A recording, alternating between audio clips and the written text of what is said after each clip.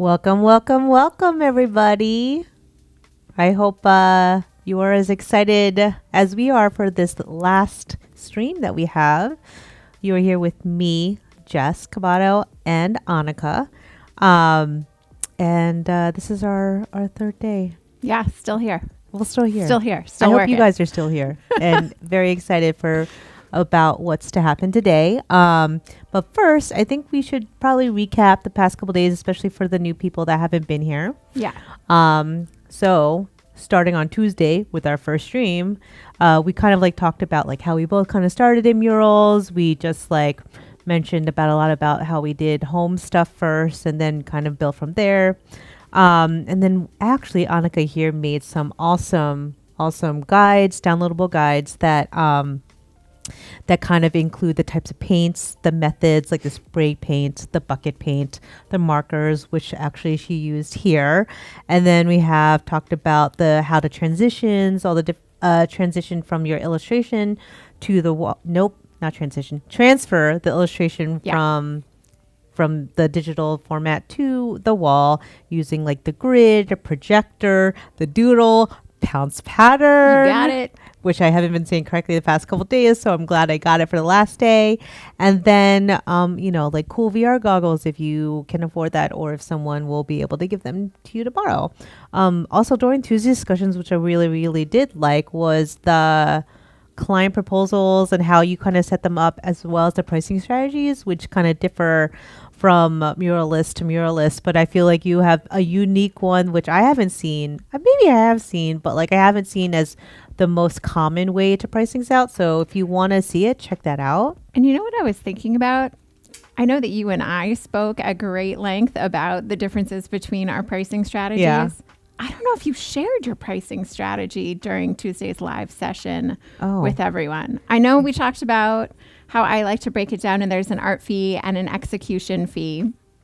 But I don't know if you actually shared your method of pricing. Oh, maybe I did not share my method. Do you want to share that I now? can totally share my method of pricing. So when I go about doing it, I do the square footage of a wall and I price it out by that. So let's say if there is a wall that's 10 by 10 and that's 100 square feet. And then I charge, let's say to make it easy, $10 per square foot, which I don't because that's really, I feel like that's low. Maybe for a beginner it's fine. But and then I multiply that. So then it's around $1,000.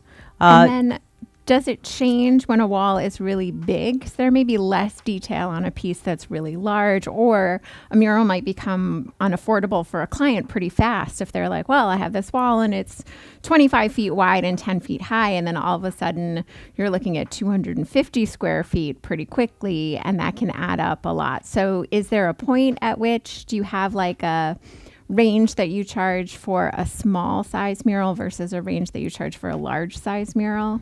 I tend to make it, so I don't want to go too low. I want to have a minimum just because then it's like my time and like, you put all this work and you don't want to charge, you don't want to devalue your work, but also like take the time out and energy out to do this for such a low fee. But if the bigger it gets, I guess I say like, there's a lot more things to consider. And I think we talked about that yesterday. Like, is there going to be a high traffic and viewable to everybody? Like what type of, is it indoor or outdoors? Yep. Or is there like, what's the wall? Is it like a dry wall or does it have texture? And then the bigger it is, like or concrete or, cinder blocks. And so the bigger the wall, I have to take those variables into account, and then I probably charge a bigger footage for that, or square footage for that. So maybe I'll do up to 20, 25, 30, and so on and so forth. But then I also, I personally do different types of pricing options. So then I'll do like different tiers, right? And I do that for like graphic design too, when I do that, like different tiers and a la carte almost. So if it's just one wall, I'll do a different percentage. So like 20% of the wall, which then it won't be like, it'll be, 20% of the wall I have. Maybe it'll just be like this Adobe Live. Be like, that's 20% of this wall. Yeah. But then I'll mark a price up for like 50% of the wall. So like half the wall. So they can have anything on the wall for about that is equivalent to 50% of the area. Gotcha. And so I have different pricing models. So like for me, it's like, what if it's like, and we talked about this circle that your friend did, but for me, it'd be like, oh, like I will do 50% of the wall, but that design could be like a circle, and then I'll have maybe a few elements around it and stuff like that. Oh, that's interesting. So that's kind of how I go about it. I Yeah. know that we've talked about that circle, and you're like, oh no, like I'll do it where if it's a 10-foot circle, then I'll add in and bake in that we're going to have elements spread out through the wall. Yeah. And that's sort of like baked into your art fee. So I think it just depends how it works for you. For Yeah. me, I've noticed that my clients like seeing the breakdown. They like seeing the data behind it. Like, oh, Sure. they like the numbers because the numbers correlates to how much they spend. And for them, it feels like They have a little more control. they have control Yes, over it. I understand that. Yeah. So that's kind of my pricing Yeah. breakdown. So yeah, I'm glad we talked Cool. about that. And I also learned more of the percentage stuff from Olga. She Yeah. does a lot of that. She's like helped me through that too. So I've learned more being like, oh, I like, how do you do like a quadrant of it and blah, blah, blah. So, Also, shout out to Olga Musician, who also has amazing mural tips. If you go to her Instagram, you can check out in Reels and see. I mean, I think last time I checked, she was like tip number 72. There are yes. so many really good tips in there. So if you're looking for more one-off little bits of information, I would definitely give her a follow. yeah, great shout out. She has a lot of tips and a lot of resource guides as well. More based on like contracts and stuff like that. Yeah. And she gets more in depth with that. But this is more like the general overview, like what we've provided, what Annica has provided for like the downloads and the resource guides Yep. of like the supply list and like Yeah. the types of transfer methods, and then the types of paints and stuff like that. Yeah, if you missed the first couple days, there's still the guide available. There's multiple guides available where I sort of took notes as we were going through the different setups. So those are still available to you, and you can also, of course, always go back and watch the streams. Yeah, and that was actually like majority of Tuesday, and then Wednesday was Yeah. pretty short. Not short, but Speak for yourself. Speak for yourself. I'm glad you had a short day yesterday. I did not. We walked through the mural, and you showed us actually a projector. Yep. And we talked about the short throw, the pocket projector and regular projector, and just how that is. And then we started the mural, and then also from yesterday to today, you, Annika, worked a lot more on this so that we'd Yeah. be able to finish it by today's stream. Yeah. So Stay tuned, and if you can make it the full 2 hours, you're going to get to see the mural in its final state. for sure, yeah. there. So she's gonna get started on the mural. I will hopefully hear from everybody on chat. If you have any questions, feel free to chime in and ask anything going. But meanwhile, we were able to aggregate a few of the Instagram questions that we put out that was put out there, a call for questions. And so we have a few of them that we can share, and hopefully you guys can listen in and enjoy the rest of the time with us. So I'm going to start off with like questions more about like career and clients. And I know like that's always a big question with a lot of people, even myself, but also kind of like maybe your beginnings as well. So let's start this easy. One of the questions was like, what was your first mural and like, how did you land it? Yes. So the first thing that I ever painted, that was a commission that was not, outside with friends and just for fun, was at the Ace Hotel in New York. And I got nice. the gig through an OkCupid date because it was like 2011 and that's where I was then. Wow. Yeah. That's awesome. Shout out to OkCupid. Right? I don't know if that's still a thing, that company, but you know Couldn't what? tell It's ya. fine. I feel that's amazing. Okay. So the second one, another question that we have is like, what's been your favorite client, your client project, and like why? And oh yeah, no, I don't. Go. So a project that I did early on was working with Matthew LeBaron from B&A back then, and it was a job with Lean Cuisine. And they wanted to do a campaign where the concept was people shouldn't be weighed by the number that is on the scale. They should be weighed by their accomplishments. Yes. And they had this amazing intro video, and all these people got up and they said what it is that they were most proud of. It made me cry. And then they were like, oh, the video is going to be playing next to you while you're there. It's like going to be on the screen. And every time I showed my friends the video to say, I'm going to go do this, I would cry. And my friend just looked at me. She said, Lydenberg, you got to get it together. She said, you cannot show up to work and be this moved. Well, I was able to put up your work in here so that I can show everybody what we're looking at for the lean cuisine. But yeah, so man, it was produced by 360i, a really amazing agency in New York. It was their concept, and they did an amazing job producing it. And I had to take 240 phrases from people and hand paint them on scales. I had help from my buddy Nev, who's dissatisfied, and my buddy Kurt, very fine signs. And together we had less than a week to paint 240 scales. 200. Wow. Yeah. That's, oh my gosh. And look at you painting this with your like sign painting skills. Well, I love the sign painting brushes. They're so, look at that. They're very like fun and floppy, and it's just sort of amazing what they can do. I think one day I want to try to take a painting class. Would highly recommend. That's amazing. Oh, I love this. And I love the messaging too. Yeah. Behind it. It felt very special, and just like, it's really nice to have a project where the point is to make people feel good about themselves. And like, that's what we're encouraging, is feeling good about yourself. I always want to feel good about myself. And you should. All right. So another one. This is a good one. Which is like this moment. Wait, Jess, do you have one? Do I have a favorite project? A favorite project. I mean, honestly, I'm still kind of like not a seasoned muralist, but I think my favorite one so far, and in general, just was my first one, which happens to be in my house. That is awesome. I actually do have mine up, which I can show, but this one was one of those things where I didn't even realize that I just wanted to do it because I wanted to not have a stark white hallway in my home. And so then I just like took on, I'm like, yeah, so like, why not do this 27-foot long hallway as my first mural gig? And it just like brought about a lot of emotions in me, and a lot of peace.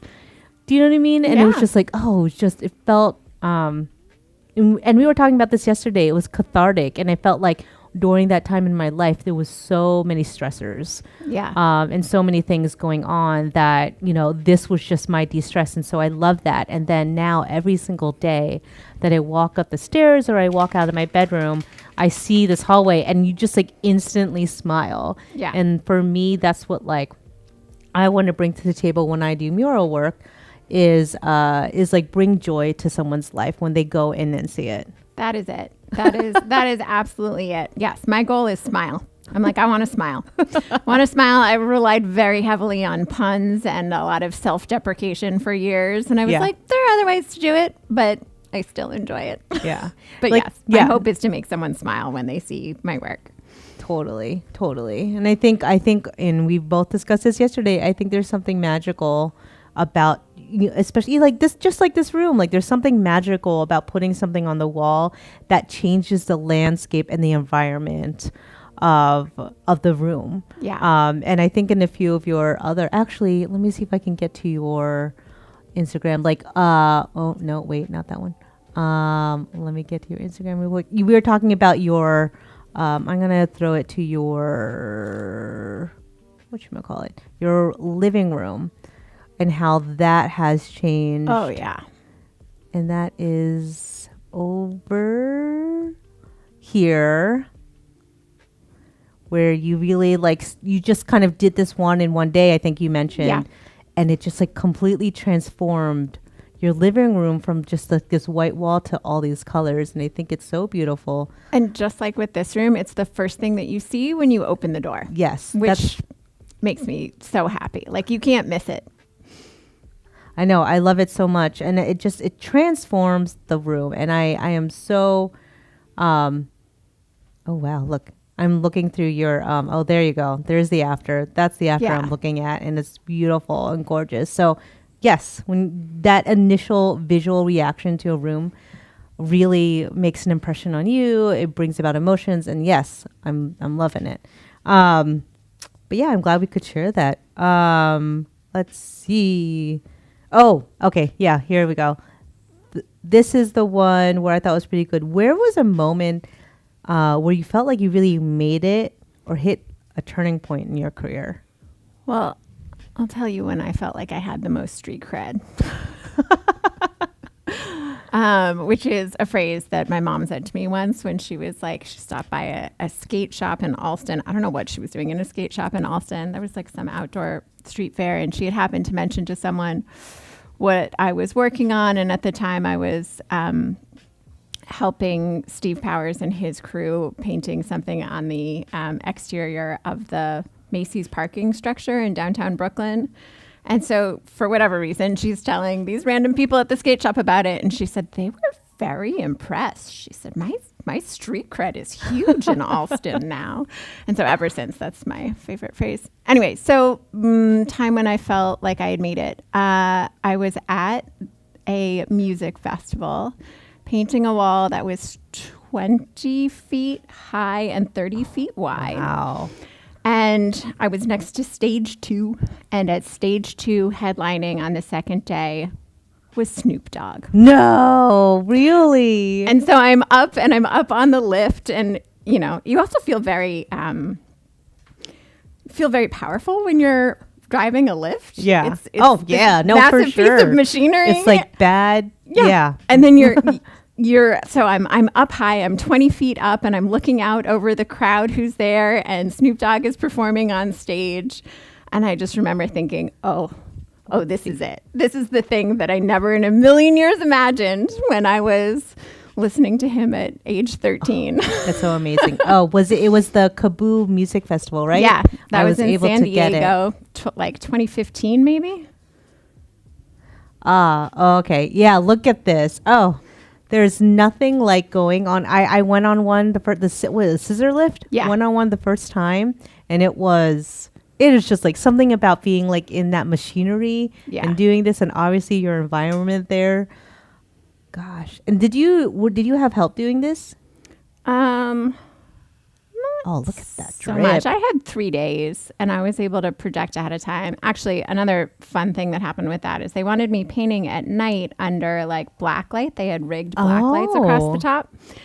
And what I didn't realize is that all, like your white shirt will glow in black light. So I just thought, well, if I used white paint, that would glow. And it wasn't glowing. So day one, I was like, all right, we got it. We got problems. So during the day, I did some research online, and I found out you had to like mix in this powder from like RIT, which is like a clothing, like a fabric stain. Huh. There was some like powder that you had to mix in. So I'm like running around to every Michael's that I can find to see who's got him driving like hours just to get there. And sure enough, you mix the powder in with the white paint and it glows. Well, it looks real sick. I really like it. I can't believe it took you 3 days. How did you get this one? This was through my friend Amanda Lynn was curating all of the artists for it. Wow. And that's what we talked about, like connecting and connections and the people, like you never know what's going to happen. Okay, Cupid was a connection. Your other friend connection. So like sometimes that's how you get some of these murals. And I know that's like a big question. Like how do you get this? Like, I mean, let people know that that's what you're interested in. That's what you're enjoying at the moment. And then when someone hears of an opportunity, you become top of mind. Yeah. So just keep sharing that's what you'd like to do. Exactly. Keep on sharing. Keep on painting. And I think we talked about this earlier. You don't need to be paid first and like have someone pay you for a wall, you have walls in your house to try. Just like I have my hallway, that was the one that just like really pushed me towards like, I want to do this more. I Yeah. enjoy it. And then I haven't done as many because I've only done this for like a year or so. But I think that having your own canvas in your apartment or your house or a little space can do someone wonders. Okay. So here we have another question about art school. And then, did you go to art school or are you self-taught? And how did that shape your journey? I also wanted to piggyback off and being like, did you study this and this specific muraling or painting, or did you have any other studies that you worked on? I mean, I was always into art as a kid. That was my go-to. Like, I just wanted to be alone making art, drawing. But I also feel like for whatever reason, I had no confidence when it came to painting. Yeah. So I started taking painting classes in high school, and I must have taken painting 1 at least like 5 times in my life and never took any, like, I never felt ready for painting 2. I'm not sure why. So I just kept on taking painting 1 over and over. So I had painted on canvas. I was not unfamiliar with that. But I went to school. I went to a liberal arts school and I majored in art, but I didn't go to art school. And I really wanted to be a designer. So I took all 4 graphic design classes that I could. But there wasn't a ton. You know, you do a lot of learning on the job. Yes. A lot. Yes. And then for sure. with mural painting, I did a lot of learning on the wall while painting with other people. So I've done 2 things to learn. Like, number 1, you paint a lot of walls just because someone has access to a wall, not because it's an actual client job, just for fun. So I painted a lot of murals for fun before I started doing client stuff. And when I did start to get client stuff and I felt nervous, I would hire someone who knew more than me to paint with me. Oh, yeah. And then someone else is getting paid, and like, you're learning what, you pay them well, you pay them whatever it is that they charge, you learn what it costs to do a mural. So I learned a lot about pricing from that, which was great. And then, you are confident that the job will go well and you've learned something. So I learned something from painting almost every time. I love painting with different people. I just recently started a WhatsApp group with a couple friends that's just called "What pen did you use?" What? Because that's like the most common question when doing lettering early on was, "Hey, what pen did you use?" And I always am calling people with technical questions. So, it's like a great phone a friend. So like, I called Jason Naylor about doing the rainbow gradient in the background here, being like, is this a good idea or a bad idea? And we talked through the options. So it's like, who the people are to call about these sort of things. Yeah, no, and him for sure. Yeah. So Great. It's definitely a lot about information sharing among the community.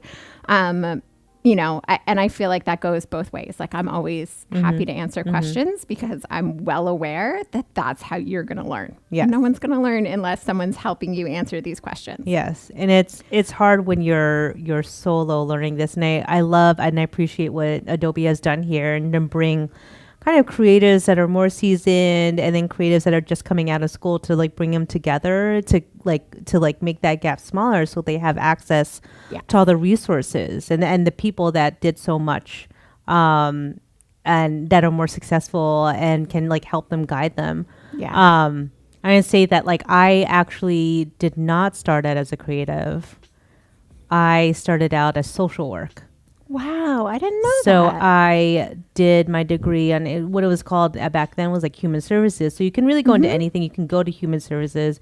You could go into any of that kind of realm. But I was going to get my master's in social work. But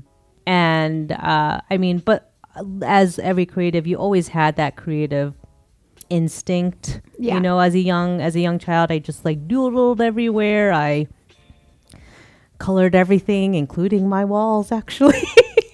Did you? Which is very funny because like I remember distinctly coloring on, the old school wallpaper that had, I feel like it's coming back again, but with the small florals again. Yes. And then like, so I remember taking my crayons or markers and like coloring over that or coloring next to that.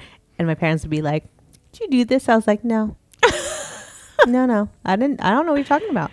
It's amazing the things that you thought you could get away with saying when you were a kid. And now as a parent, I'm like, oh man, that's so obvious. It's so obvious. Oh man, I'm like, I got you.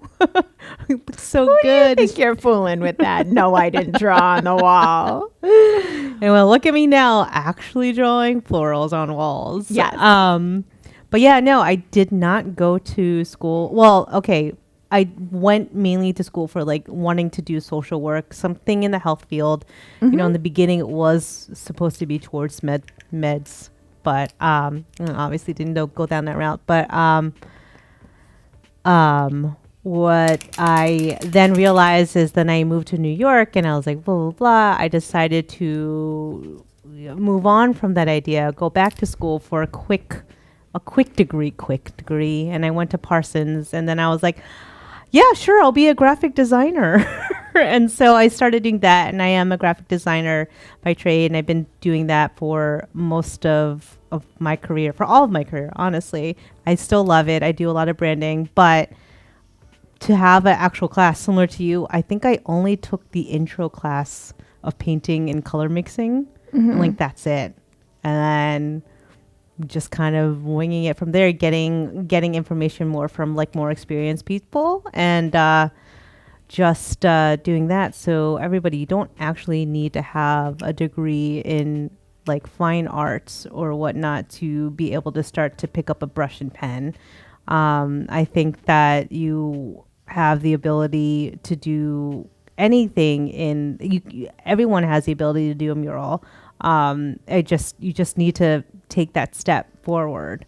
And so that's why doing it at your own personal mural or own personal painting, and just to get you started, just to see how you feel about it. Cause I know it made changes for me. But yeah. Oh, Katrina. Yes, this is so cool. I don't know what you're talking about, but yeah. And props to the camera person. Really great. Alexio over here or there. I don't know if I'm pointing to any camera right now, but he's everywhere. There's 3 cameras here, guys. If you look at my story, you can see behind the scenes. It's very tight with 3 cameras, 4 people majority of the time, several different types of lighting. And so let's see. Okay. Moving on from there, I think that I think the art school thing is so very interesting because I always am so curious if like because like street artists I feel do not always have a art background, and I don't think, and even some painters I know don't have an art background, like a fine art background, and I'm like, you don't necessarily need it. Yes, it'll make you better, and if you want to pursue like that fine art career, sure, but I think to express yourself you don't necessarily need to have those techniques down flat, although probably would really help with coloring and mixing colors, because let me tell you, mixing colors is rough. I'll tell you that much. Do you mix colors when you have a mural? Not often. Really?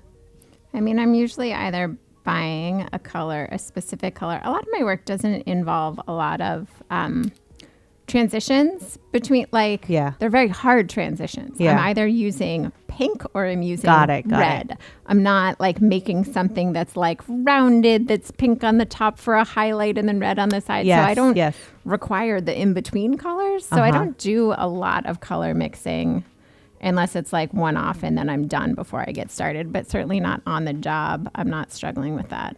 I definitely do color mixing on site for sure. And then I'll always have a sample or a quart of like just basic white paint that you can get from the Home Depot. And then remember we talked about those those paint cups that you use. Yeah. I use like almost like the takeout containers that are plastic, so that has a lid on it. Yes. And then I'll mix the base color on it along with some white in it. And so I'll do various shades. So I'll have that when I have to do a highlight. And then making it, I'm still kind of figuring out how to do the shadow of it. Sometimes I'll actually buy the shadow of it because it's really hard. You can't really like mix black to make it without making it muddy. I don't know if anyone's experienced that, but or has a solve, but that's kind of been my take. Yeah, I know, guys. If you any Adobe folk in here, it looks this mural looks amazing. So we already won a lot of pictures in front of it. And then Clever, you said, I don't know what a crink marker is, but now it really, yes, that's one of her favorites to use. Sure is. And if you went to the other streams, you'll kind of hear what we talked about the different types of supplies that we use for making a mural, which is brushes, and then you spray paint, and then she talks about markers, and so the crink is one of them. And I mentioned Posca, but like this one looks great, and especially if you want like a monoline, and then they have like a hard chisel. Wait, this one is a chisel tip, right? Yeah. And so it's great, and I think oh wait, you're showing her. I was trying to show the chisel tip, but chisel tip. Let's say that 5 times. Oh, here. Okay, there. Look, chisel tip. So, are these the only 2 types from Crink? No, not at all. They have smaller ones as well. Okay. I just don't use them for muraling very often. I know. I think I also will try to buy a few of these and just like play around with them, because as you can see, this is the result from them. It is not a vinyl, everybody. It is her hand painting everything. Okay. I know.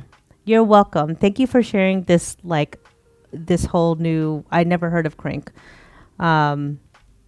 And now you should totally get them to be a whatever sponsor or something. Ooh, this fun one. Were there, who are your like mentors or artistic influencers when you growing up? Yeah. Well, it was funny that you talked about drawing on the walls as a kid. I drew on all the furniture. That was my go-to move. Oh boy. Which was fine. We had a lot of stuff that was like lovingly salvaged from outdoors.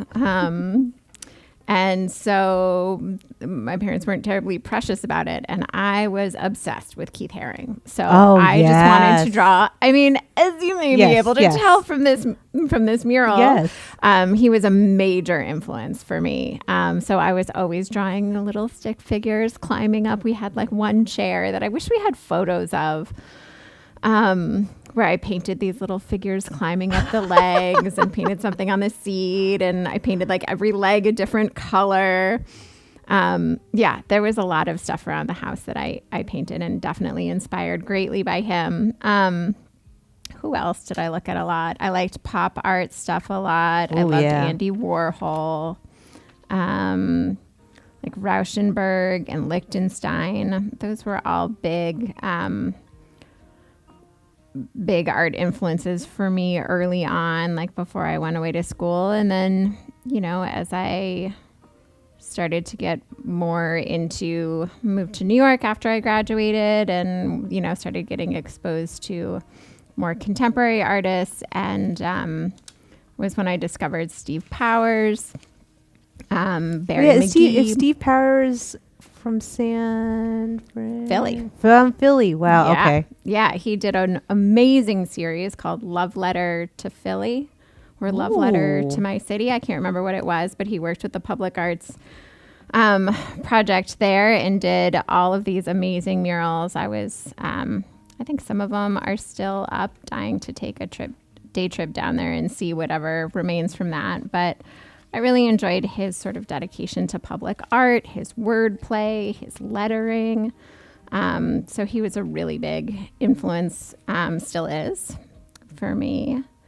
And then there's Barry McGee, who is a San Francisco artist. All right. And who else did I mention on that? I mean, people like Yayoi Kusama, I really enjoy. Oh yes, the circles, dots.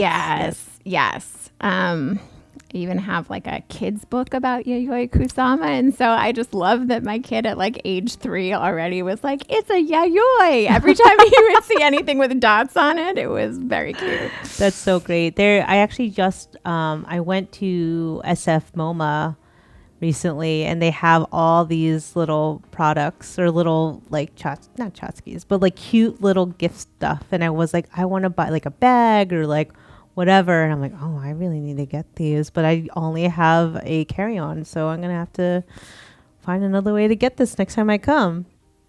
But yeah, no, these are great mentors, and I think there's a few that I really haven't dove into before, so I think this is great. I always love a good, a good inspirational kind of like creative to look at to see. I feel like because I haven't done a lot of art class before, I kind of miss a lot of those. But I think listening and talking to other people to find out who they are inspired by, I'm like, okay, well, now I need to get my notepad out, write it down, look it up, try to get their social media somehow. So for everybody on the channel, now you have, if you guys didn't know already, all these amazing artists, you guys should now. And then go look it up.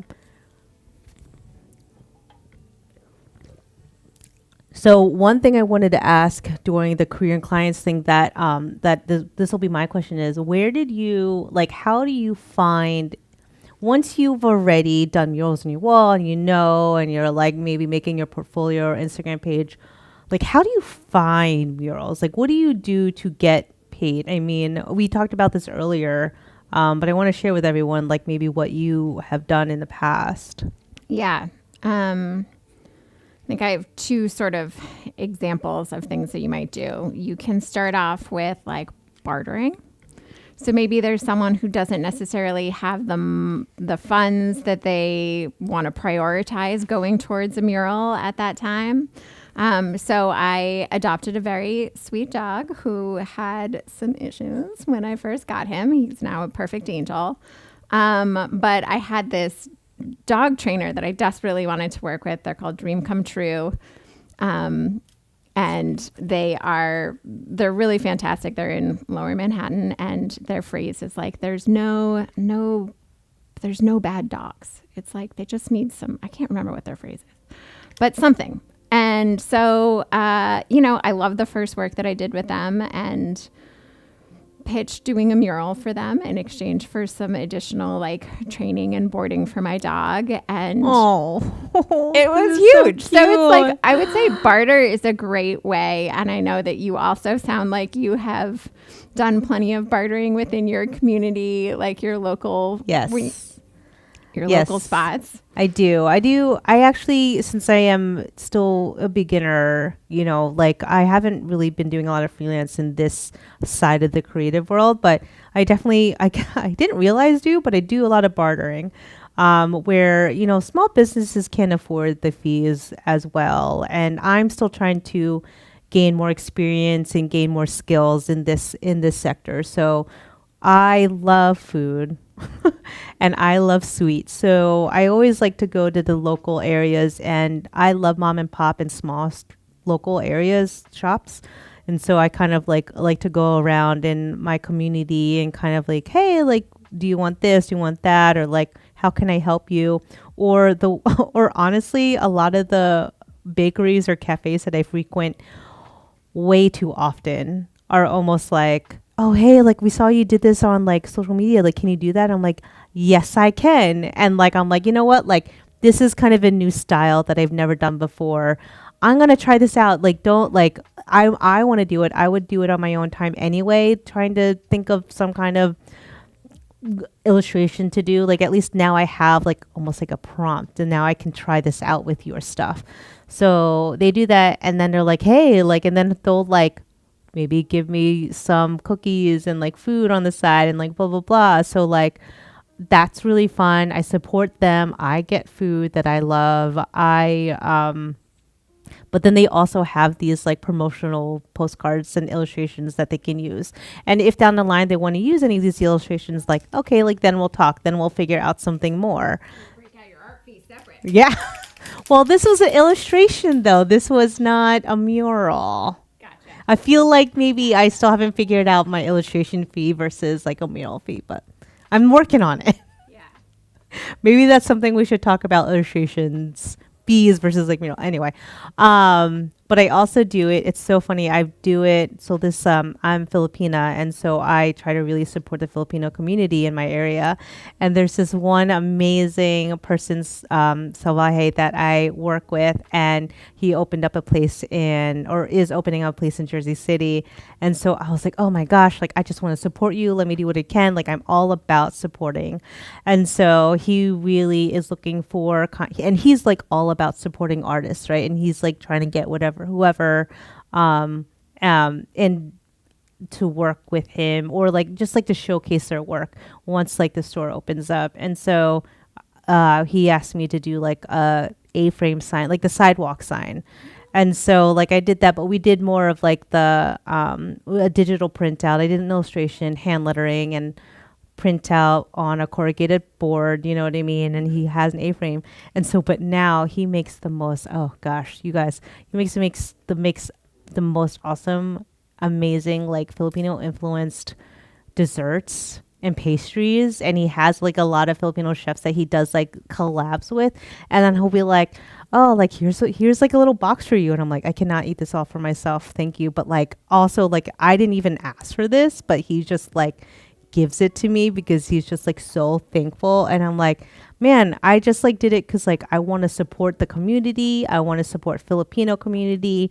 And like, it's just a plus getting getting this, but then he'll like do a thing where like, hey, all these other Filipino places like need help, and like, you know, like I gave them all your information, so like it's like a, Can I offer a hot tip? oh, do please, love hot tips. If you don't already do this, always tell people what something should cost, even if you were going to charge them a whopping $0.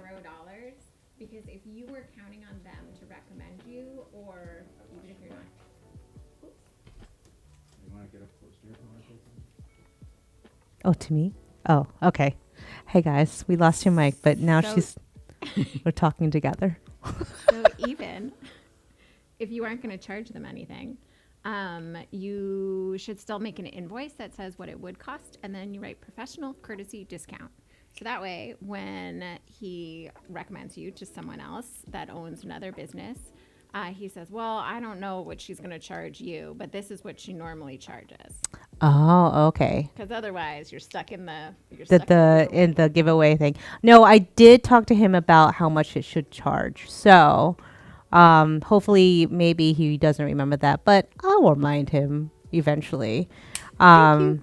So yeah, I think the thing is that in the beginning, especially when you're trying to learn your craft and trying to like gain more experience and grow your skill set, it's good to like do this, but make sure that you always, you know, you should know your value also at the end of the day, you know, and future work. But in the beginning, I think it's okay to like barter. I think you were talking about another. Yes, barter. And the other one is to upsell into murals. So chances are, if you're trying to get into murals, you already have some other creative endeavor that you're doing. And there's a very good chance, if you're watching this channel, that endeavor is graphic design. So you can start to try and upsell your design clients to the mural.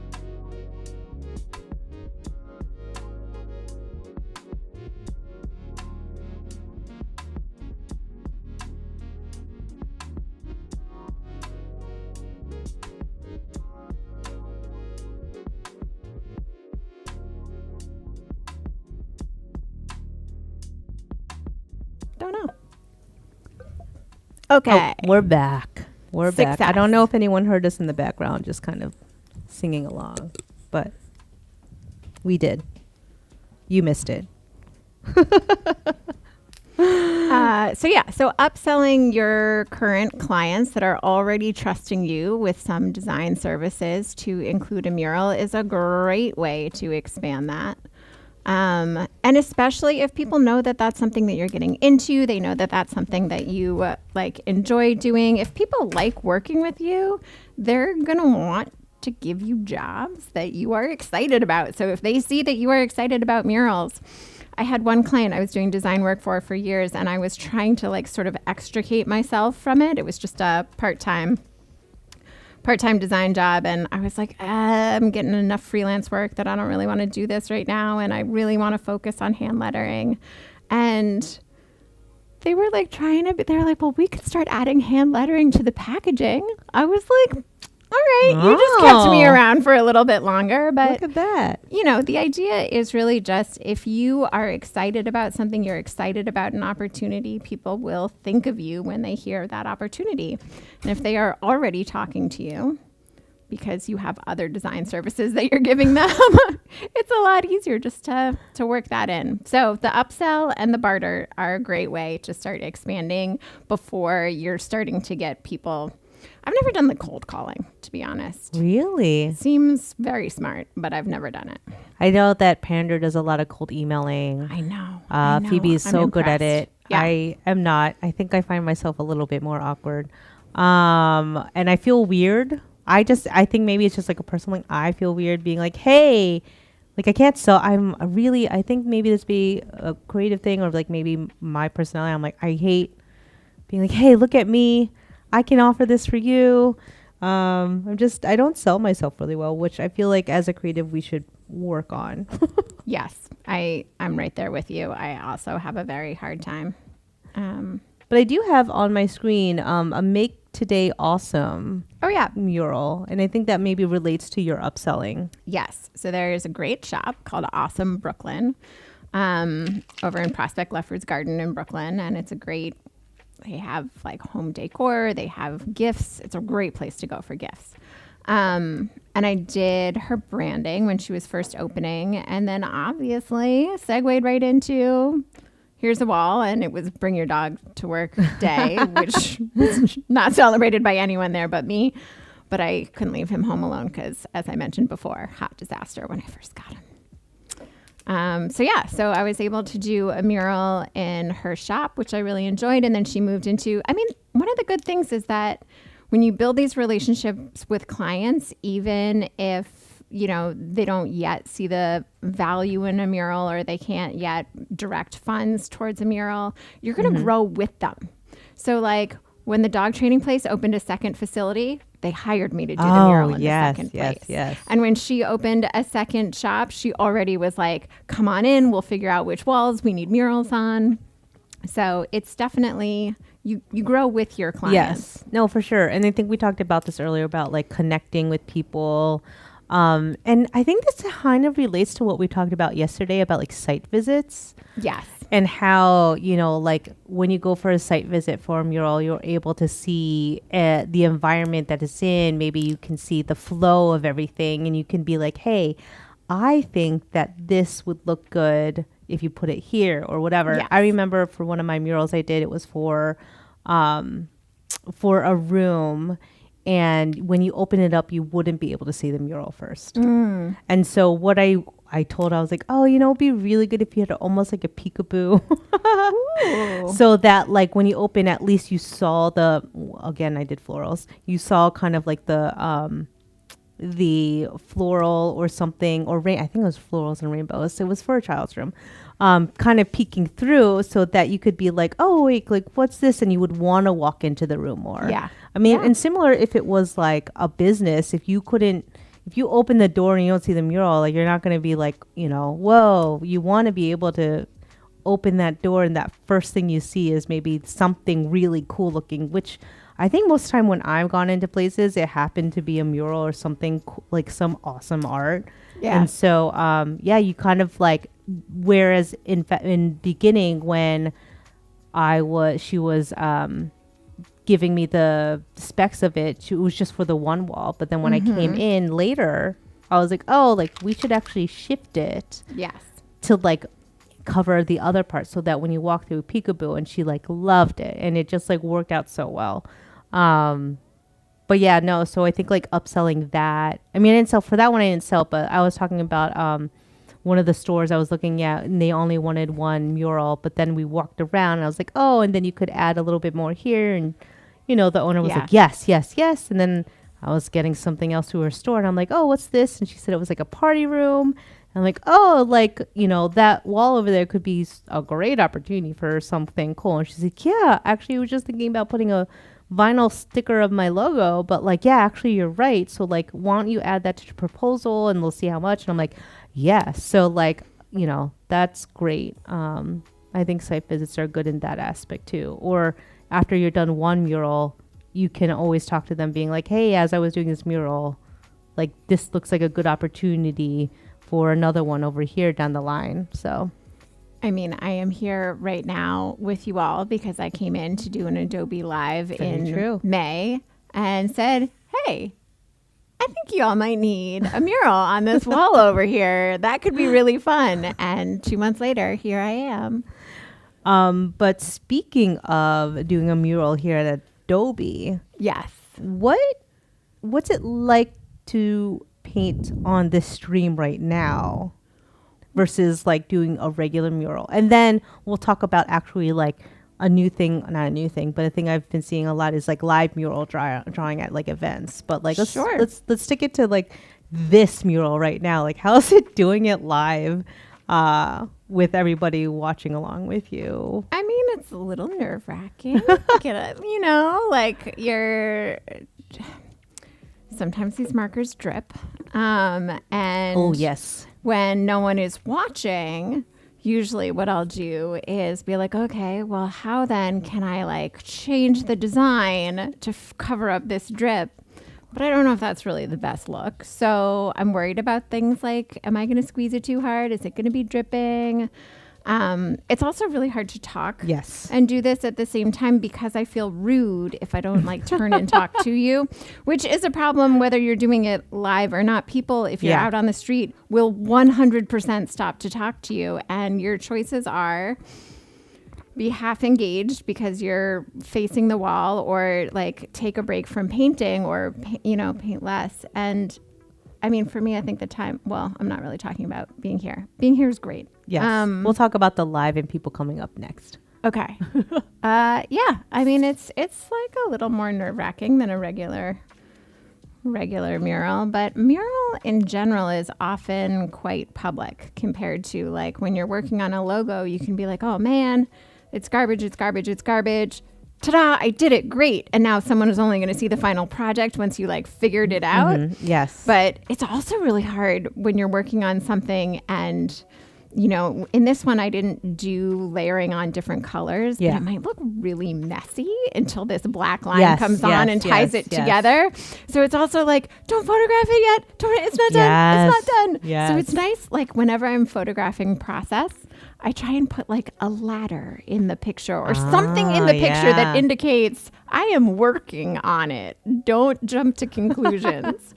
And when you're painting a mural outside and you have to leave it for a day, like you leave it in the evening and you come back, you're like, I hope no one comes and like thinks that this is the mural tonight. Picking back off of that, I'm doing a mural for a school. And they put me on for 3 murals. And so I was able to do one, but I was able to finish 80% of the second one during like the spring break.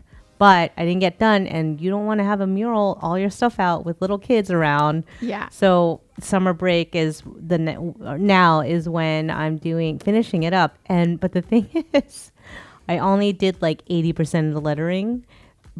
I have seen so many pictures of that second mural. And I'm so like, it's not done. I was like, I should just put a sign on in front of like the movie, like work in progress or something, because I'm like so upset how many people have been like saying how amazing it is. I'm like, but it'll be more amazing once it's done and the lettering is done. Yes. But yeah, no, I can see that. But, so live stream. So yeah, no, I mean, I personally, and I don't know, if the community agrees, but I think you've been doing a great job doing this live on here. And I think that, I mean, one, it takes a lot to actually be a guest and be a host on, a YouTube channel, but then also trying to create.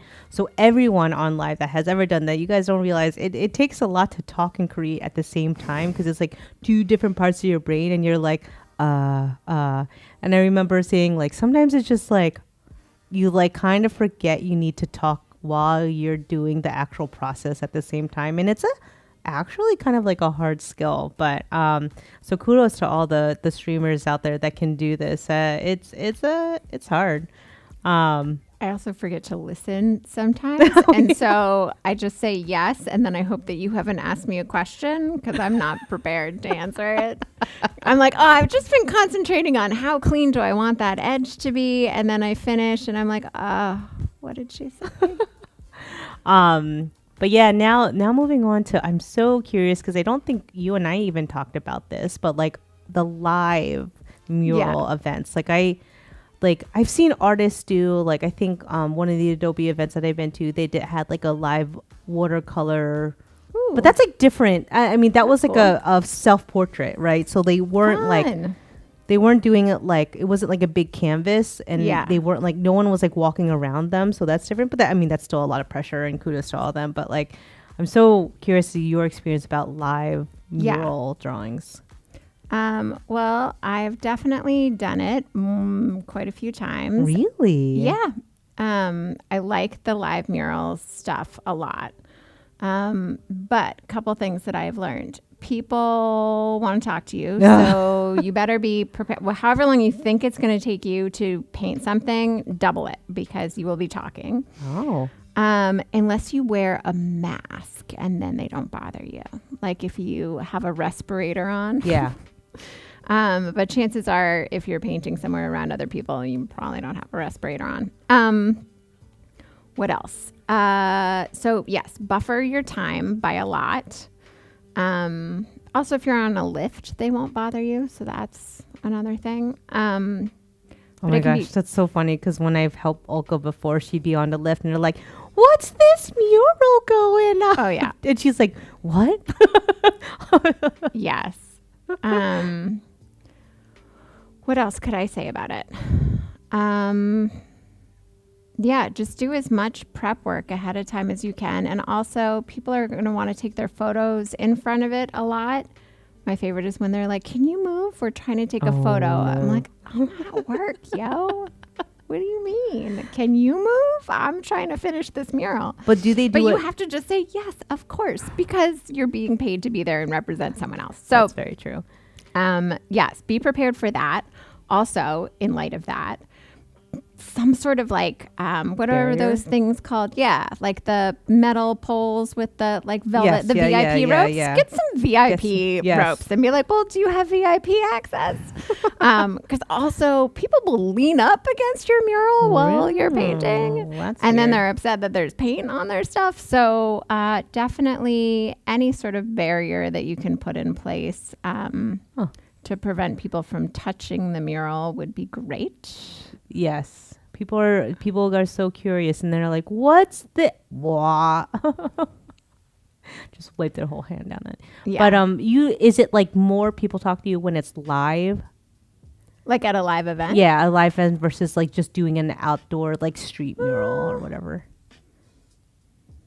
They're just going to talk to you if they have access to you, whether it's an event or not. But isn't an event similar to this where you only have a specific amount of time? Yeah. Oh, sure. So you have to like cater the illustration and painting time to that.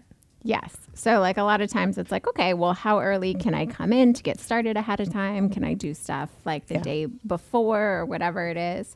Like maybe I want to get the mural 80% done and then just be finishing it live, because also people are going to be photographing it all day long. And so when it's partway underway, it can be a little disappointing. You want them to have the full effect. I know, because they're going to want times to take a picture in front of it too. Yes. Yeah. Yes, that's actually a really good point, is you don't want to be finishing like exactly at the end of the event.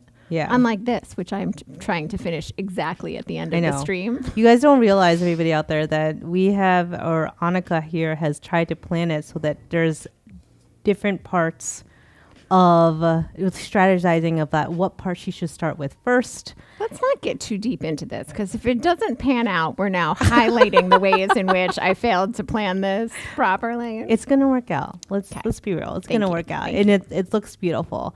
But I would say, and were you able to stay like after hours or something on that? Because I know you have been here. on the live event mural? Some of them, yeah. Like that Kaboo one, I started 2 days before the festival. Oh, okay. I think. And then I could paint a little bit during the day too. There was a walk that, like the NAMI walk in New York, and I did like 4 hours the day before and then was finishing day of. So yeah, there's definitely some, if you can finish during the event, that's usually someone's desired outcome. Nice. We are about the hour All mark right. here. Look at this, guys. I'm like, kudos to that. Okay. Timing is going pretty well. Going pretty well. So you have 1 more hour to finish it. But oh no, I just felt like I ripped out the microphone. But until then, let me just recap with all the new people, even though probably most of you have stayed because you're our loyal viewers. Just going to be a quick recap of like what we did. We've been here for like the past 3 days. I, as your host, Annica, here as a muralist, and she has been creating this beautiful mural, and then along with that, some resource guides for you guys that will be linked probably in the chat and linked also as well on the YouTube channels. And you know, they talk about everything. I think the resource guides includes a lot of the types of paints and methods, like the spray paint, the bucket paint, the markers, which she is using right now, transfer methods, which include like the grid, the projector, the doodle, the pounce pattern, which I could never get right, and then VR Googles. And then what else? Supply lists that we went through. And then she kind of like walked us through all the different supplies that you would need to just start all your murals. But I think what I really, again, enjoyed, I guess, in this stream and in the first stream, we did talk about our pricing strategies as well as like our client proposals. So I think as a new muralist, that is something that is always something that we question and don't know. And then having this be transparent to everybody is so good. So I think listening in on that for anyone that's new. And then that's about it for all the recaps. And then we actually just started the murals. So here we are back to our discussions. And if you guys have any questions, feel free to ask them on the chat. Meanwhile, I still have a bunch of other questions that we have here that we can go through. And that we got and sourced from probably Instagram. All right, here we go. Back to these questions, the question game. How do you feel about this? Good. I'm listening. No. Are you? Yeah. All right. So are there any tools or techniques that have really been a big game changer for you? And maybe that have to do with like the colors or you know, filling the space with something like being flexible and stuff like that. Spray paint. Spray paint. Spray paint.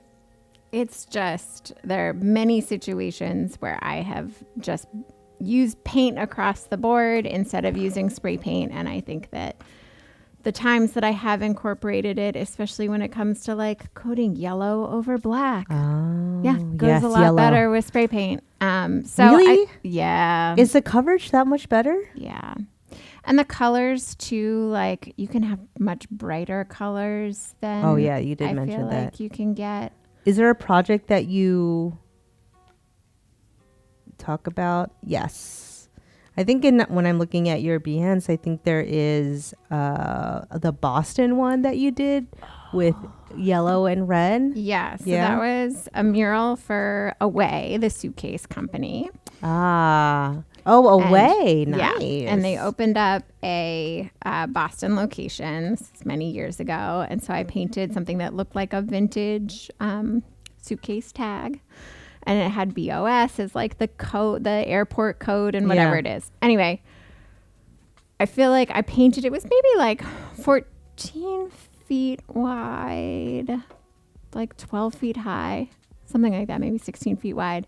Ooh. And I only had 3 days. I had a flight booked out of Boston on day 3. So I was like, okay, this mural is getting done in this time. because I am going to take my lovely new suitcase and pack it up and leave.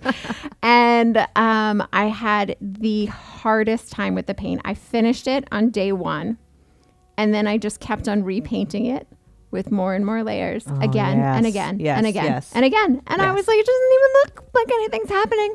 This looks exactly the same from far away. It looks basically the same as it did, on day 1. But like I barely finished painting it for the 4th time because that yellow was giving me problems. The red was giving me problems. And honestly, even that blue gave me problems. Really? I felt like blues really cover well. I will say we did talk about this yesterday about colors, and I think it was the brand of paint that was really the problem. Really? You think? Yeah. I have used Benjamin Moore and Bear, and I feel like those coverage I still have to do like almost like a wash of white. But you're saying actually yesterday in discussion, a wash of medium gray is good for yellow? Red. Oh, red. Underneath red, you want to paint a medium gray. And I don't know what it is. It's just like what vibrates through underneath. Huh. I mean, that's a game changer for me because... Yeah, I didn't know that when I painted this. It was... It is... I remember painting my first floral, and, I don't know why I didn't look this up, but the center of the flower, which I should probably know because I make so many flowers, was yellow. And can I tell you how many times I painted this circle yellow and how it just never covered anything, especially when I did a little bit, the petals were a little bit more, they went through the circle. And so like you would see this like one little streak, little line, and like this white would never, or this yellow didn't cover it. So yeah. If the first layer goes on uneven, it's hard to get it to even out later. So that's also why I'm saying the rollers, any chance you can to use a roller is going to leave a much flatter. Like it's easier to layer yellow and get to a point where it looks good. But even sometimes, like I did one wall where I had just put like little pencil lines to indicate different colors. Yes. It was a rainbow. It was not for my kids' room, shockingly, but another rainbow. It was a Barbie themed rainbow. Ooh. And that yellow like would not cover the pencil mark underneath. Yes. And then I finally just gave up at some point. I was like, I can't just keep on putting yellow in this one spot. And sure enough, my client, she's got good eyes. She's walking through. She's like, yeah, this looks great, but can you get rid of this pencil mark here? And I was like, I can't go back in time. I wish I could. But if you had to, what would you do now knowing that? Never put a pencil line on a white wall underneath yellow paint. I don't know. But how would you line that? How would you sketch that out then? Great question. I guess I would make it be outside of where the yellow is, not inside of where the yellow is, if that makes sense. No, I got it. I got that. But that's, I mean, oh my gosh, the thinking behind I too gave up with my yellows, but it is, I think I no doubt have 13 layers of yellow on that little circle. I'm just saying, you're not doing 13 layers of spray paint. So I feel like spray paint has been a game changer, and I want to start to incorporate it as much as is humanly possible in my work. But I got a long way to go before I feel comfortable with it, and a long way to go before I can do lettering with it. Oh my gosh. I feel like I can do fills with it, and then if necessary, cut back in with a brush. Yes. So if I've got the background color and I can cut back in with a brush, then I feel very confident, and I like that plan a lot. My actual question to you was like, could you do a first pass with spray paint and then color it with paint, with a brush? Do you have open over there the wall for You Are Not Alone that I painted with Vexta? It's got like the fractured, it wouldn't be on my Behance, but it would be on Instagram. Let me look for it for a second. Or you can look on the You Are Not Alone website. Okay. It's like a black background with like yellow fractured lettering, and Vexta did this cool geometric hand.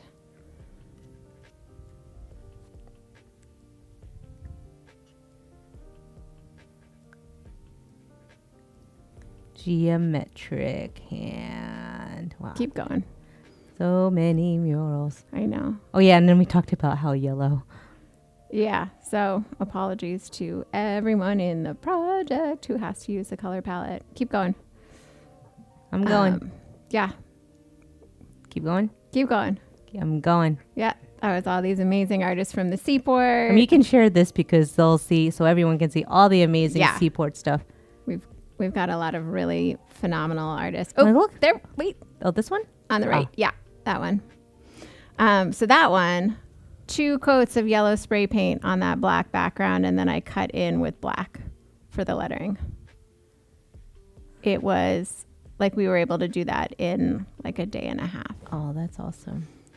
Versus the, 5 coats of yellow that I was previously doing, even with white underneath. It's just hard, especially on brick, dear God. Oh, man, brick. Wait, speaking of like walls, is brick or cinder block, like what's the worst wall? Stucco. Stucco, yeah. Okay, I can see that. Hard pass. What still has outdoor stucco? I don't know. Like that texture. Oh, roller gate also. Roller gate takes a special level of skill that I do not possess. What's roller gate?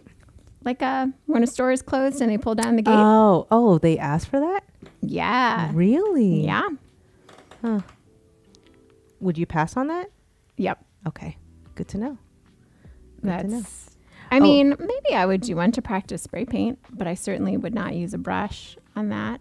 That might be actually a good thing to request is, can I paint your roller gate and practice with spray paint?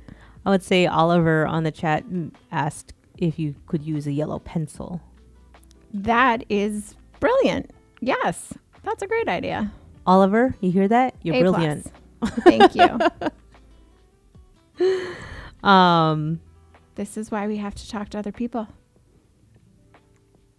I don't know. I think Clever Devil, you wrote, I tried blackening eyes. I don't know if that was, do you know what that is? Blackening eyes. No. But that only goes so far as he says. Anyway, I don't know what that is, but okay. What were we talking about? We were talking about colors. Oh yeah, the red and the yellow. Yeah. So you guys, if you ever paint something and you have very, very be cautious about red and yellow in your design, because, or just know that it might be super transparent.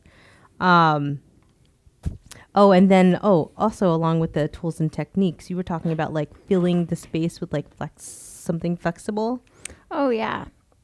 Well, something like lettering, people will notice if it's not centered or anything like that. So on this design, like it's a great way to be like, okay, well, I can only do something precise in this amount of space, but then I can fill in everything else with brush strokes and like just cool texture and stuff. So it's always nice to have something that the parts of your design that you're painting that are less, you need to adhere to a plan less.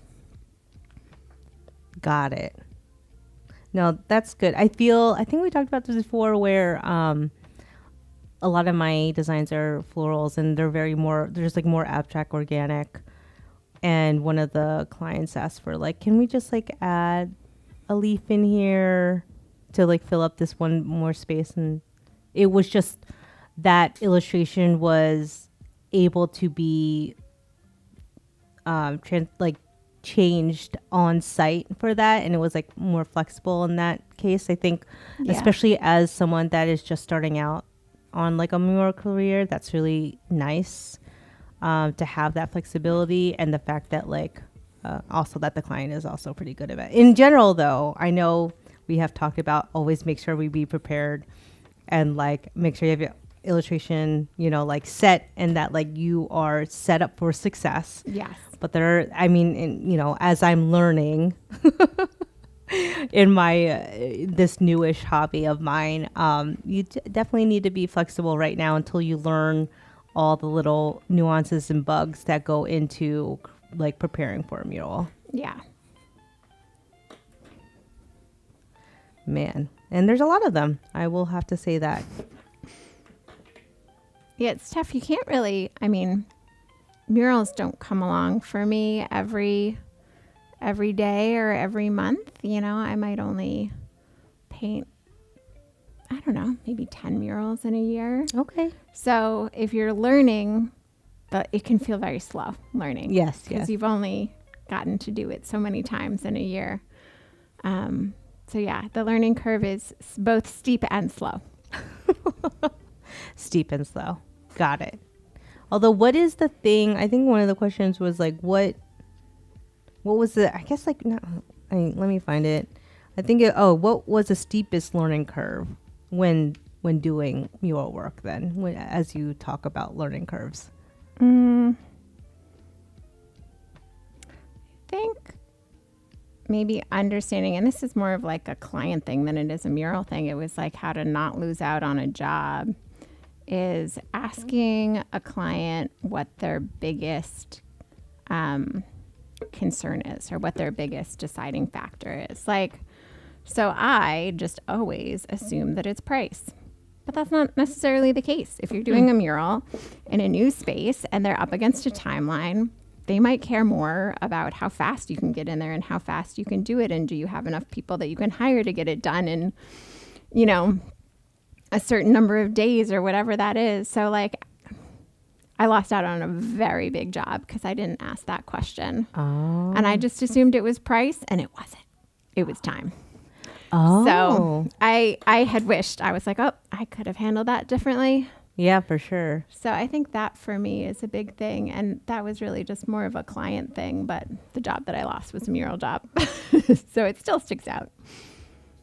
Oh, wait, speaking of, I feel like I skipped this part, but I remember talking to you about finding more mural work. Yeah. And then we were talking about like connecting and stuff like that. But I think the other thing I wanted to add to that is like, do you apply for murals for like whenever there's like call to artists? Oh, yeah. Sometimes for public art stuff I do. It's sort of hard to keep on top of it. Yeah. There's like two different things. There's an RFP, which is request for proposal, and there's an RFQ, which is request for qualifications. What's that? So as you're looking at grant stuff, it means they're not asking you to do a mock-up of what the final thing is going to look like. So an RFQ is a lighter lift. If you're like, you just need to prove that you can do it. Okay. And you're trusting that they can look at your past work and they can look at, you know, whatever else you've submitted to show your qualifications, and that's enough to then give you the job to like win the job. So an RFQ, I'm a lot more likely to respond to. And the RFP, I mean, it really sort of depends how much I want to do it. Do I find it in time? Am I like currently booked with something else? You know, I wish I had time to do more, but oftentimes I'm like, oh, look at that. It's due tomorrow, or it's due tonight at midnight. Guess what's not happening today? Yeah. So I do specifically for public art because I am always looking for more walls for You Are Not Alone. Yeah. So when I find those, a lot of times I share those actually on our You Are Not Alone feed in our stories there, so other people can apply too. Finding walls can be hard. Like finding exterior walls for public art can be really challenging. So those opportunities exist, and I do take advantage of them if I can. Yeah, I mean, I feel as though I'm still obviously new, but I don't see as many outdoor murals if you're not in like a big city. And then even in big cities, still inundated with a lot of artists or a lot of challenges, I guess, with outdoor murals. There's a lot of people that want a specific something, I think, or don't maybe appreciate it as much. But I do love how San Fran has a lot. And then there's different places like Utah, I know, has a big mural in Salt Lake City, a mural fest, and there's a lot of smaller towns that actually start picking up mural fests, which it gives a lot of the artists opportunities to like take on these walls, and also bring about like such a more like colorful area and culture to the neighborhood. And I think, like as we talked about, like murals really did make a big difference. Someone in the chat or Clever Devil was like, he wants to see that circle in one go. This one? Yeah, I think that's You what got he's it. referring to. You got it. You got it there. She's gonna do it for you. It's coming. It's easy. I can't do it with the chisel, but with this, it's easy. Oh, okay. Because I don't have to turn my wrist. Yes, I think we were talking about how chisel twist. Oh my gosh, I can never say chisel tip correctly the first time, but a chisel tip has like that harsh edge, right? So that angled edge. So then you literally, for a circle to keep the same weight, you have to like literally physically turn your wrist and turn your arm, versus that is such a monoweight line that you can just like go like this, right? Yeah. And it's fine. Anyway. And I tend to, this mop is getting a little messy. I'm going to go for the other one. Make sure that the mop is the tip of this little yes. little bottle thing. It's called a mop. Is this, wait, no, wrong one. Give me a second. Let's see if I can do this without getting, I am the messiest person, and I'm surprised I haven't gotten anything like a mop. That's a mop, guys. Do I do the hand thing then? Okay, there you no. Oh, that's all me. I'm fully focused. All right. So in case you wondered if I was nervous on live, I am now nervous on live as I am going to wait until let me know when you're ready for this circle here. Circle. Let's get the circle. All right. Oh, man. Here we go.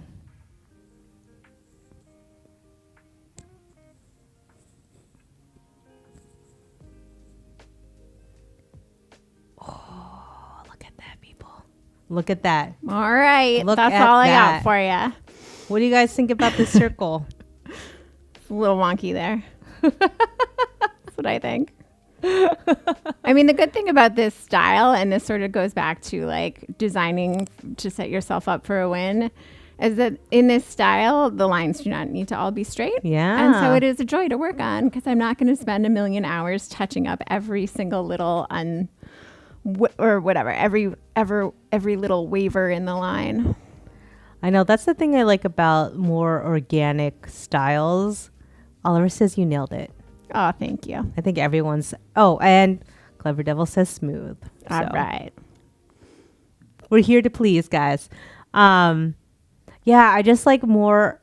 For me, I guess my style happens to be more organic, but if I know a lot more, those that are more stringent, like with like straight edge, and I'm like, I think I would not do well with that, and it would probably take a lot of tape. Yeah.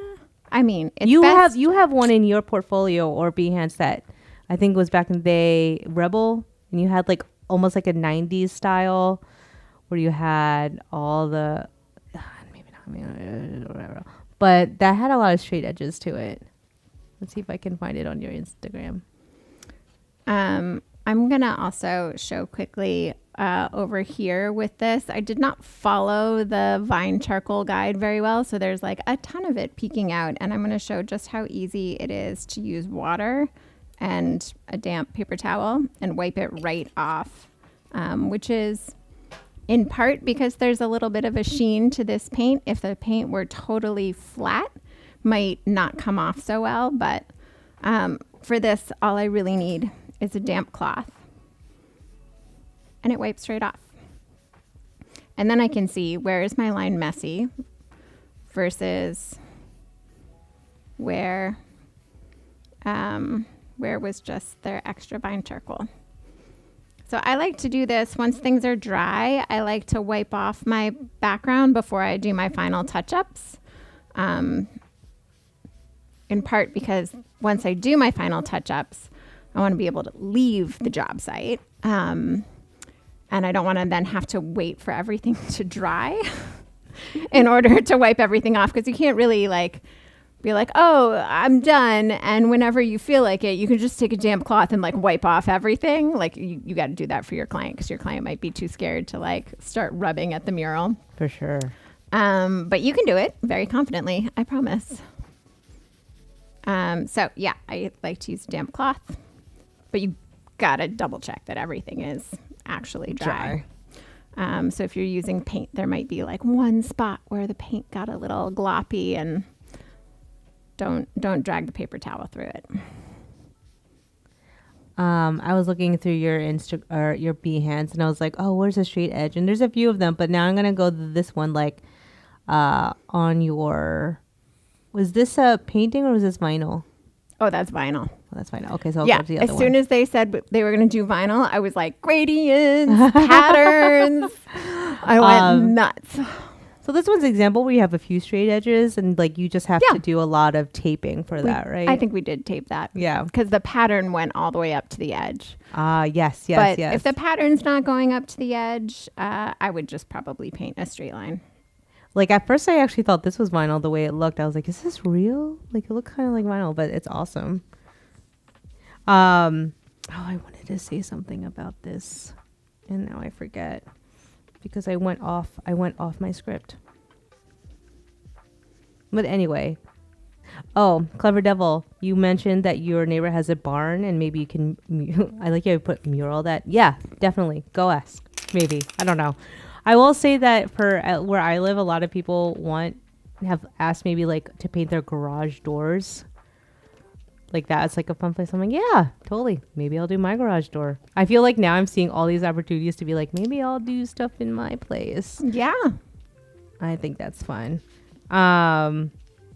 Okay. Ooh, here's one. I think I just found right now. How do you deal? And I think this is just general as a creative. And I think everyone needs to, everyone always is asking, like, how do you deal with the creative blocks? Especially when you have like a deadline. I know what I do. Tell me what you do. Well, one, I'm probably, don't follow me guys like that, but I procrastinate a lot. And I feel like under stress, I can do and finish something.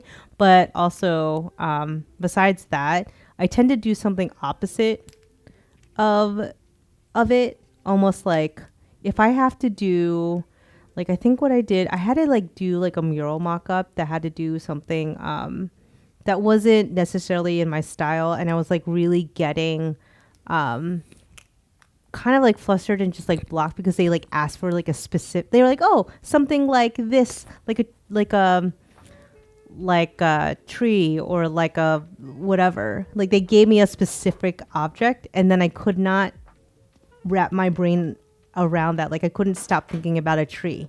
Like I kept drawing a tree. I couldn't go outside this tree. So when trying to make up like some sketches, I'm like, oh my gosh, I need to not do a tree. I want to do something else. So the only way I could do it is like I completely did not work on the project and I started like, I'm going to just like doodle stuff. And I went to my sketchbook and I took like Posca pens and I just started like doing things or like just not even doing anything that was related to that or whatever. I just like, I did hand lettering. I just did everything but that, so that eventually something actually just like popped in my head and be like, oh, maybe I'll try this. And then in the last hour, it finally like worked together. So for me, it's like doing something that has nothing to do with what you're trying to create helps me, or like reading a book or like any type of other creativity, looking at photographs, whatever, really helps kind of like open up my eyes or mind. That's the phrase. Eyes, not eyes, mind. Yeah. I like to think in the shower. Oh, you're not the first person that told me that. Yeah. I also like to try and set myself up for subconscious thinking before bed. Oh, so okay. I'll be like, okay, I need to think about this. I see what I can accomplish in my sleep, unbeknownst to me. I like to walk my dog for sure.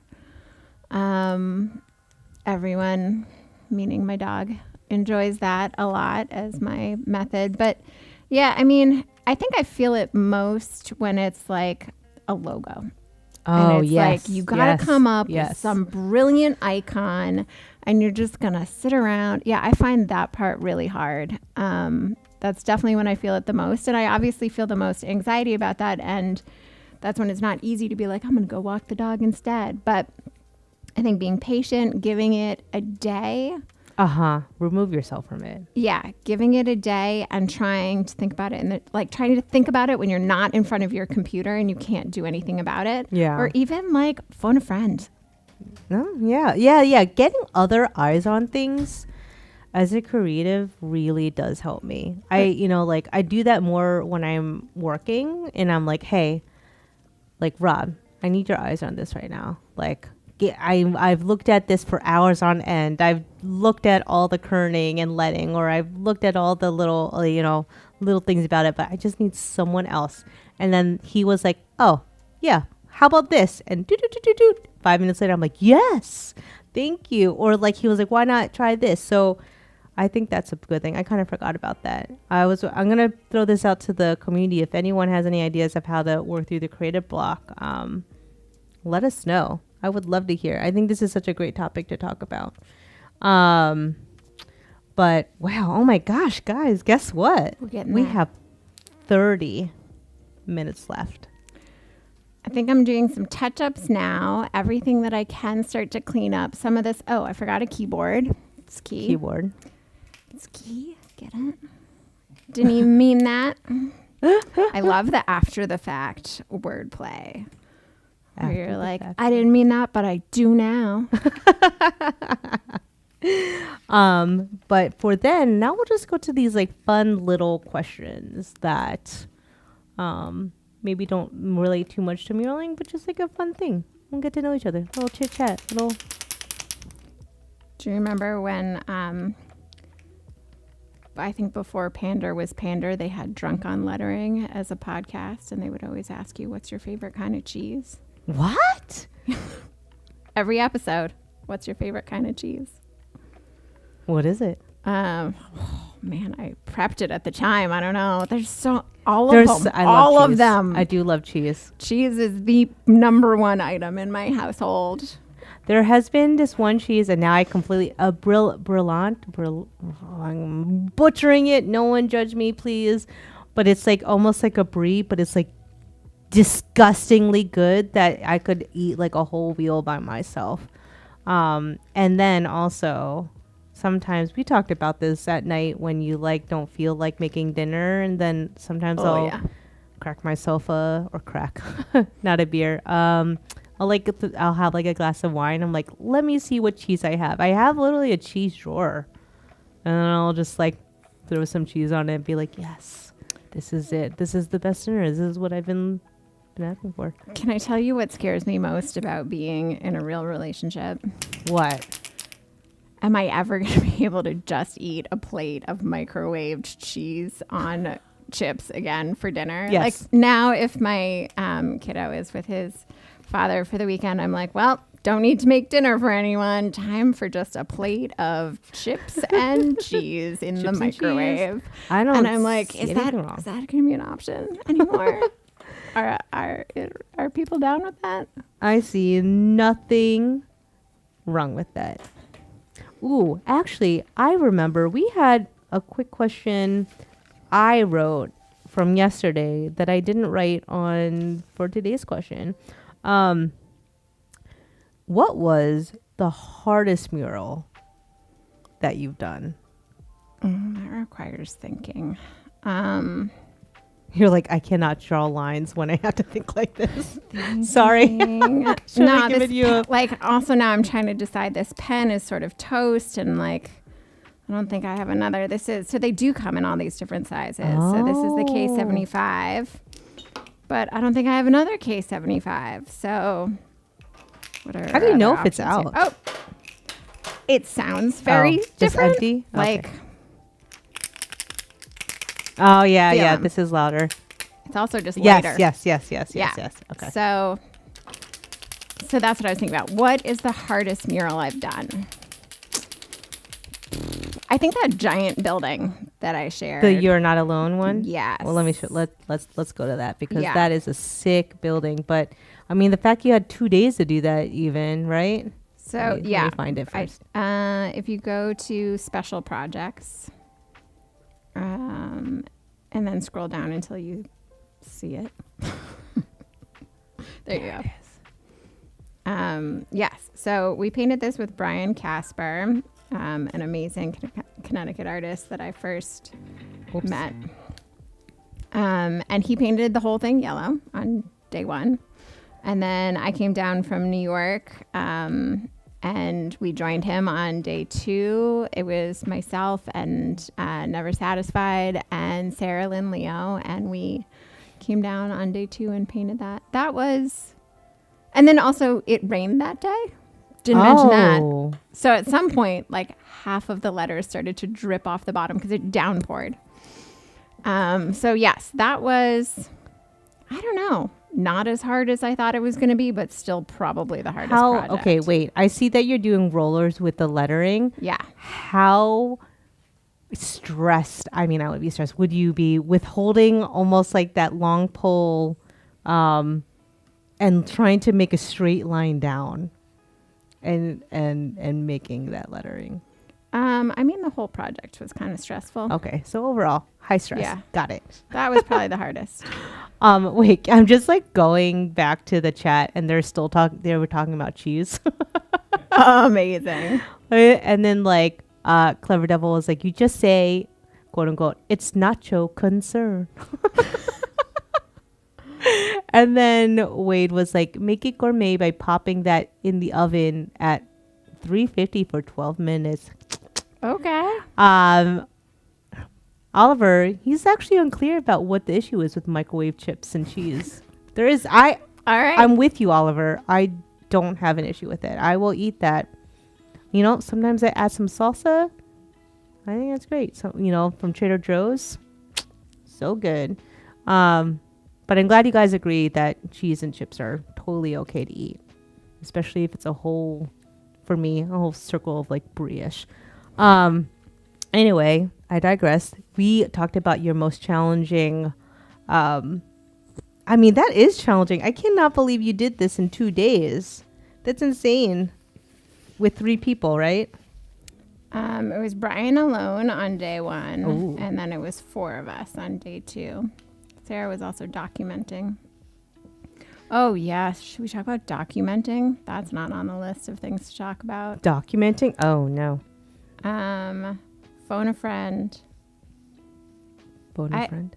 Yeah, if you can have someone join you for murals yeah. to help document, because it is basically impossible, as far as I'm concerned, to manage being on site and painting and documenting your stuff at the same time. And it makes such a difference to be able to show your work. Yeah. Yes. And your process. Exactly. Yeah. I will say, like, that's something as a muralist you don't really think about. I mean, as any kind of creative, you don't think about content creation. But I feel as like in mural world, like there's so much to cover that you kind of need documentation to show your process and to like show and share with the world like what it took to make this. It's not like a day. It can take several days and there's so much work prior to that, right? So I agree. I'm so glad we have our handy dandy intern here to help. I mean, I say our intern like I work here, but Adobe's intern to help with documenting this, and then hopefully our awesome social media can create some amazing content with it. But yeah, no, it's great. I actually have like several tripods that I carry with me. Yeah, that's smart. And then also I think, you know, like I was looking into like a separate almost camera, but you actually have a different phone that you carry along just specifically for those images. Well, look, I desperately wanted the camera on the Pixel. And so I was like, it's time to get a new phone. I'm going to get a Pixel. And it was like when the Pixel 3 was out. And I lasted like 5 hot seconds before I was like, I can't airdrop. This is a nightmare. Like my life was over without airdrop. I was like, what's the point of even taking the photo? I know. So right? I didn't make it very long before I switched back to, I was like, I will buy the cheapest iPhone possible that doesn't have a great camera. And then my Pixel became the camera. And then that Pixel died at some point, and I was like, well, now I count on it. So I just went on like Back Market and got a couple year old Pixel that has such an amazing camera. So it means when I show up on site somewhere, and I don't have a data plan or anything for it, I just use it on Wi-Fi when I can.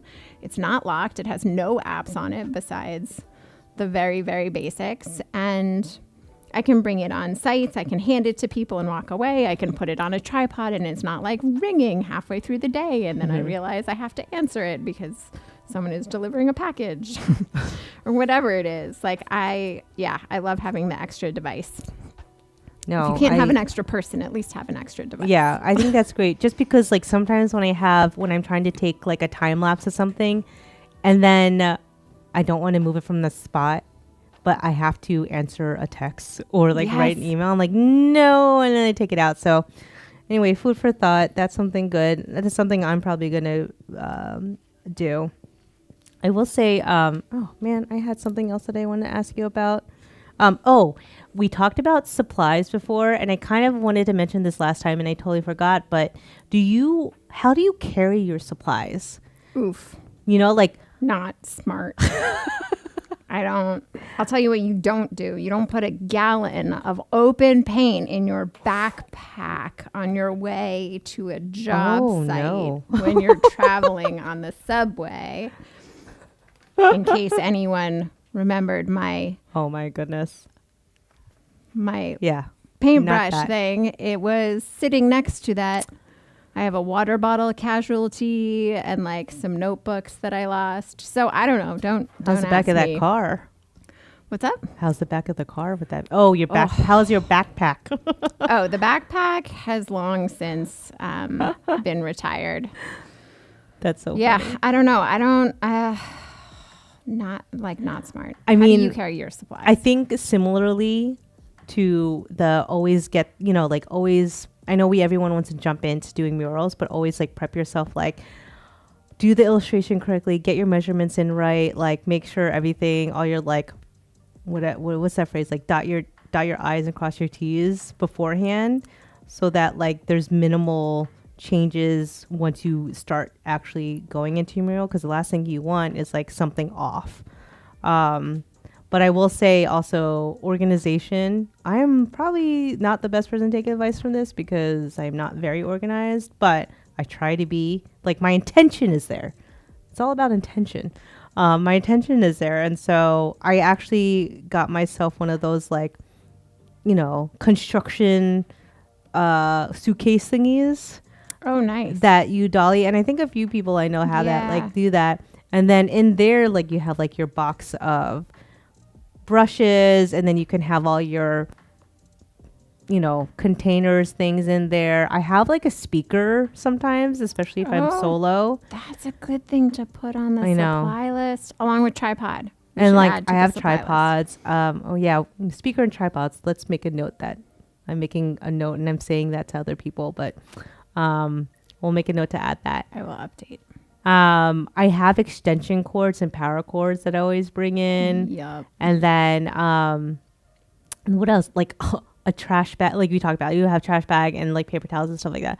But yeah, they keep in like one place, but like honestly, by the end of the day, it's like all exploded out. And I'm like, oh my gosh, where did they put, especially that can opener. That's why I have like several, the pink can opener. And then the other thing I carry is like, and this is not very organized, but I have a, just like that big tub of container.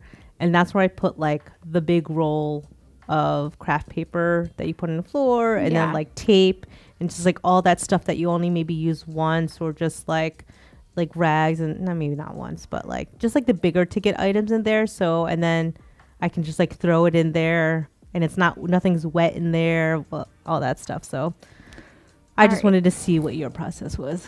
Not thought out well. I do still have one of those, the art bins from college that just say art bin on them. Yes. I have an art bin that is full of stuff that I didn't bring here.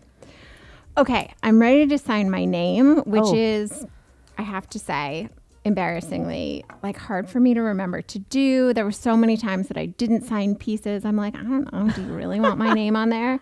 And I had a client once who was like, yeah, I hired you. Like, I want your name on there. Like, okay. I think I mentioned this on day one. You'll notice there is nothing on the bottom foot of this. Number one, because like people are there, stuff is there. There's like really no need to go down that far. Also, it's very annoying because for me, when I'm working, I do like this and I need to be able to move my arm. And so if my arm can't be at a 90-degree angle, down there. So I don't sign my pieces on the bottom. I sign them top right. So I'm going to sign my piece. And then we're going to take a quick moment to reflect on just how far we've come in 3 days. Where we started. It's the how it started and how it's going. How it started and how it's going. I'm excited, guys. Zoom in onto that. Camera guy, Alexio.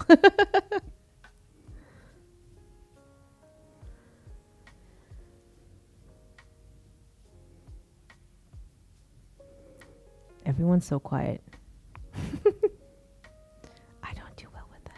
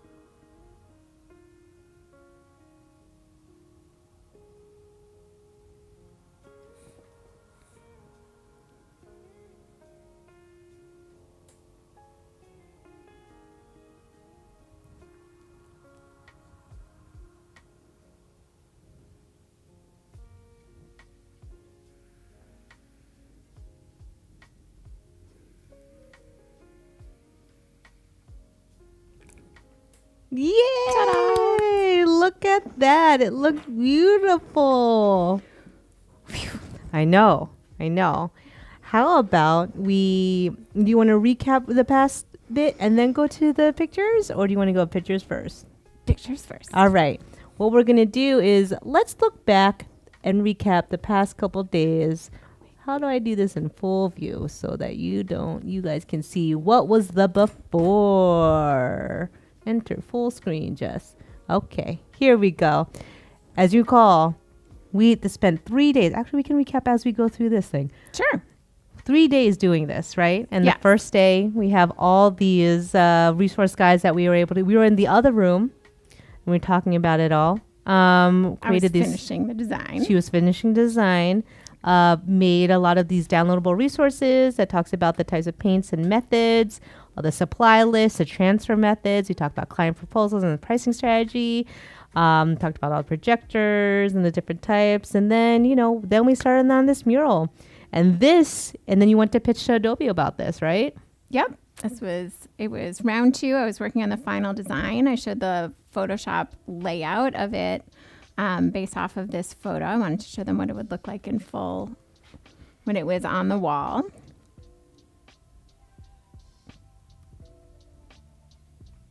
Okay. Good? Yeah. Yeah. So this was before. I mean, it was cool and all when you walk in, but it could be do some work. So then, let me just exit that out.